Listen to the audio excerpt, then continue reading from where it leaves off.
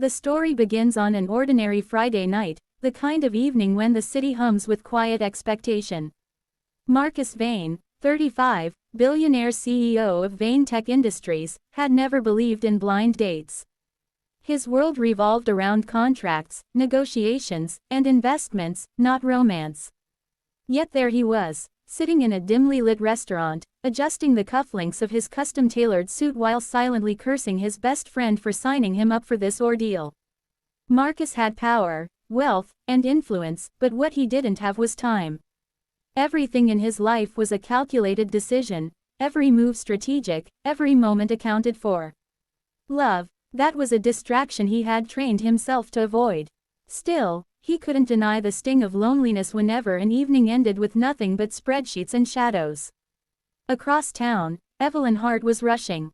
Rushing was her life's natural state.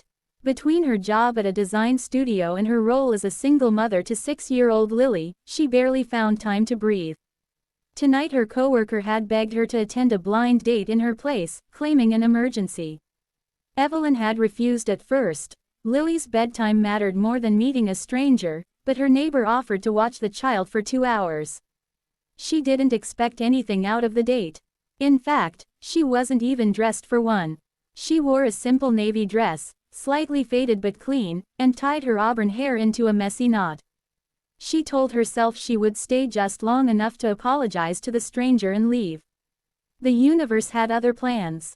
When Evelyn arrived, the host led her to a private booth where a man who looked like he had stepped out of a magazine was checking his watch. His presence was commanding, broad shoulders, sharp jawline, eyes like cold steel. She almost turned around. Marcus looked up, expecting another heiress or influencer. But instead he saw her. A woman with honesty in her eyes. A woman who looked real. "You must be Evelyn," he said, rising politely. Yes. Sorry, I might actually be in the wrong place," she laughed nervously. "I'm filling in for someone else, so sit." His voice was surprisingly gentle. "Please." She sat. And just like that, the world rearranged itself. Their conversation began awkwardly but softened as the minutes passed. Evelyn found herself surprised at how easy he was to talk to. Marcus asked genuine questions, about her work, her dreams, her favorite books. He listened with an attentiveness she wasn't used to. Most men saw a single mother as a responsibility they didn't want. He didn't know she had a daughter, and Evelyn didn't bring it up. It felt too delicate, too personal for a first meeting, especially a mistaken one. As they talked, Marcus noticed things he had never paid attention to before. The way she tucked her hair behind her ear when she laughed. The faint tiredness around her eyes, suggesting a life far more demanding than she let on. She had an air of resilience, humility, and quiet beauty he found grounding. She wasn't charmed by his wealth. She wasn't trying to impress him. And because of that, she impressed him more than anyone ever had. 2 hours passed like a stolen moment in time. When they left the restaurant, he offered to walk her home. She hesitated, then agreed.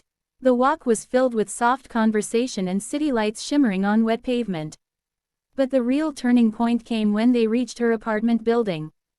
Because Lily, hearing her mother's voice, burst out the door and jumped into Evelyn's arms.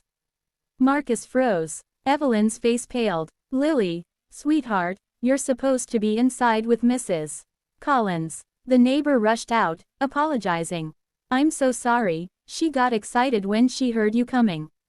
Marcus watched silently as Evelyn soothed her daughter, her voice tender and steady. And in that moment, he saw what she had done. She had raised this child alone. She had carried the weight of the world, silently, without complaint. And yet she still smiled with warmth. It hit him like a punch, the realization that he wasn't meeting just a beautiful woman. He was meeting a mother who had fought battles he had never imagined.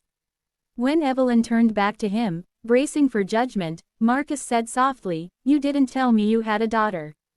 "I know. I'm sorry. I didn't want to complicate things. Most people don't stay when they find out." "I'm not most people." The look in his eyes burned with sincerity. But love stories aren't love stories without complications. The next week, His board of directors learned he'd been seen walking a woman into a modest apartment complex. Rumors spread, fueled by those who hated the idea of their billionaire CEO being involved with someone far beneath their social sphere.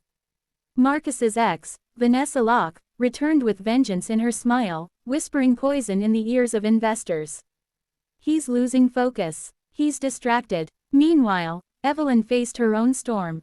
Her ex-husband, absent for years, suddenly reappeared demanding rights he never cared about before. He discovered, through Vanessa's meddling, that the CEO dating his ex-wife might be a lucrative situation.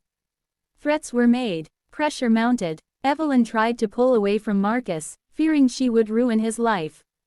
But he refused to let her disappear. One evening, after her ex made another scene outside her apartment, Marcus arrived, jaw tight with fury. "Why didn't you call me?" "Because this is my mess," she whispered. "And you've worked so hard for your world. I won't be the reason you lose it." He stepped closer, voice barely above a breath. "My world means nothing if I can't share it with the woman I..." He stopped, but she heard the unspoken words. "Let me help you, Evelyn." Help came in the form of lawyers, protection orders, and public statements that shut down rumors with ruthless efficiency. But beyond the legal battles, Marcus showed up, consistently. He brought groceries, built Lego towers with Lily, helped Evelyn finish her late-night design projects, and held her when exhaustion finally cracked her armor. Evelyn fell for him, not for his wealth or power, but for the man who read bedtime stories with more enthusiasm than he used in corporate earnings calls. For the man who looked at her as though she mattered in ways no one had ever made her feel. But Marcus fell harder. He fell for the woman who didn't want a single thing from him except kindness. For the mother who sacrificed everything for her child. For the strength she didn't flaunt and the love she didn't withhold.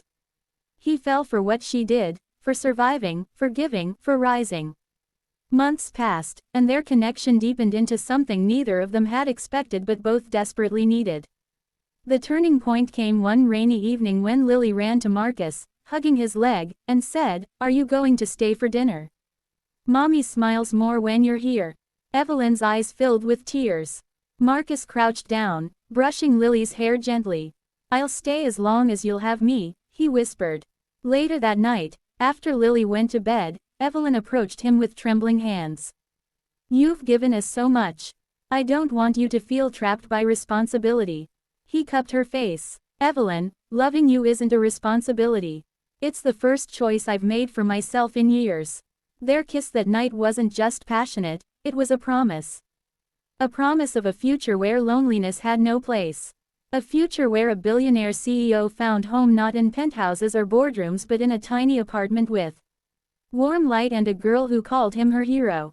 A future born from a blind date, and sealed by the moment he witnessed what she had done. Love found them not despite their worlds, but because of them. And neither ever let go again.